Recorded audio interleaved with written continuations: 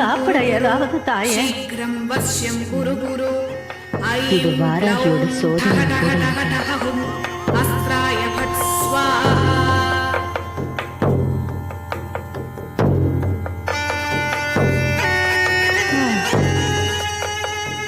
இந்தா சாப்பிடு.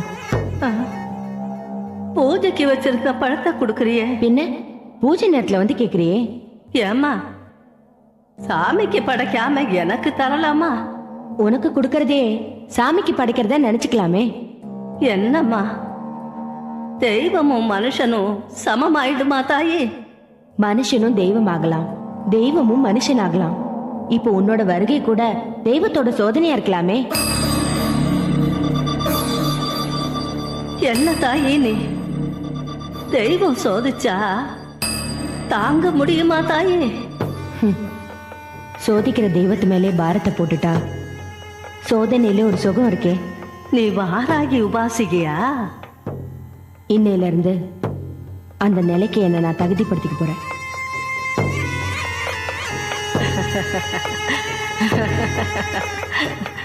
தாயே, வாராகிய பத்தி உனக்கு தெரியுமா?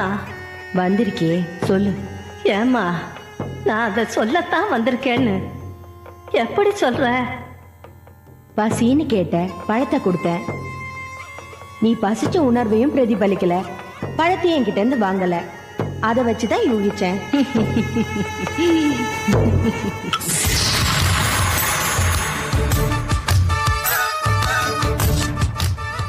யூகம், பிரத்யக்ஷம், அனுபவம்னு 3 கட்டம் இருக்கு. நீ யூகத்துல கெட்டிக்காரியா இருக்க. யூகத்துல மட்டும் இல்ல, வியூகத்திலையும் கெட்டிக்காரி தான். அத அந்த வாராகி சொல்லட்டும். நீ வாராகியோட மகிமையை பத்தி சொல்லு. உனக்கு சக்தியை பத்தி தெரியுமா? சக்தி தான் இயக்கம். சக்தி இல்லைன்னா சிவன் இல்ல. சக்தி சரீரத்துக்குள்ள இல்லைன்னா எதையுமே அனுபவிக்க கூடிய நிலை மனுஷனுக்கு கிடையாது. செஞ்ச புண்ணியம், அந்த புண்ணியத்தால வர்ற பலன், பாவம், அந்த பாவத்தோட விளைவு எல்லாமே சக்தியோட ஆணைப்படி நடக்கிறது தான். மரத்திலிருந்து காய் பழுத்ததும் அதை கீழ் நோக்கி தள்ளுறது சக்தி தான். விதை முளைக்க ஆரம்பிச்சதும் அது செடியா மரமா மேல் நோக்கி எழுப்புறதும் சக்தி தான். அந்த பராசக்தியோட பிரதான சேனாதிபதியா விளங்குறவ தான் இந்த வாராகி. வாராகிய பலவேறு உருவமா பூஜிக்கலாம், உபாசனை செய்யலாம். இவளோட அம்சங்கள் 9. வாராகி தேவி, அஸ்வரூபா தேவி, தண்டினி தேவி, பஞ்சமி தேவி, சொப்பன வாராகி, வார்த்தாளி தேவி, மதுவாராகி தேவி, மந்திரினி தேவி, பக்த வாராகி தேவி. இதுல எதை நோக்கி உபாசிக்கிறியோ அதுக்கு தகுந்த உருவத்தை, அதுக்கான மந்திரத்தை சொல்லி வேண்டிக்கணும். உன்னை யார் அனுப்புனது? உன்னை யார் வாராகிய உபாசனை செய்ய சொன்னது? துர்மாதா. என்னை இங்க அனுப்பி வச்சது லோகமாதா வாராகி. அவளை கும்பிடுறது சுலபம் இல்ல. அவளை உபாசிக்கிறதுக்கு சில நிலைகளை நிரூபிக்கணும். திடசித்தம், அதாவது விடாப்பிடியான மனம், துணிச்சல், எல்லாம் அவளேங்கிற தைரியம், பூரண நம்பிக்கை, எது நடந்தாலும் அவளாலங்கிற அர்ப்பணிப்பு, இதையெல்லாம் அவ சோதிப்பா. அவளை உபாசிக்கிற தகுதியை தருவா. உன்னால செய்ய முடியுமா? கண்டிப்பா செய்வேன். மூல மந்திரத்தை சொல்றேன். அதை நீ சொல்லி வழிபடுறப்ப வெளியிலிருந்து உள்ள வரவன அனுமதிக்கணும், உள்ள இருந்து வெளியே போறவன போக விடாம தடுக்கணும். என்ன சிரிக்கிற? புரிஞ்சுது, சிரிக்கிறேன். மூச்சு அடக்கி பிராணாயாமம் செஞ்சுட்டு மனசால மந்திரம் சொல்லணும். அதுவும் காத்து இல்லாத இடத்துல சொல்லணும். காத்து மூலமாதான் ஒலி வடிவத்துல மந்திரங்கள் உலவுது.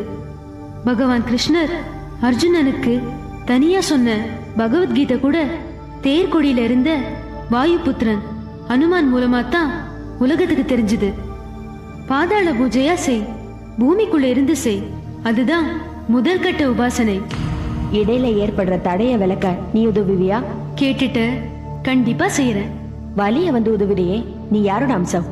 பக்தர்கள்னு வந்துட்டா பாரபட்சம் இல்லாம அருணும் இந்த வாராகியோட குழந்தைகள்ல ஒருத்தி, சிங்கார தேவி.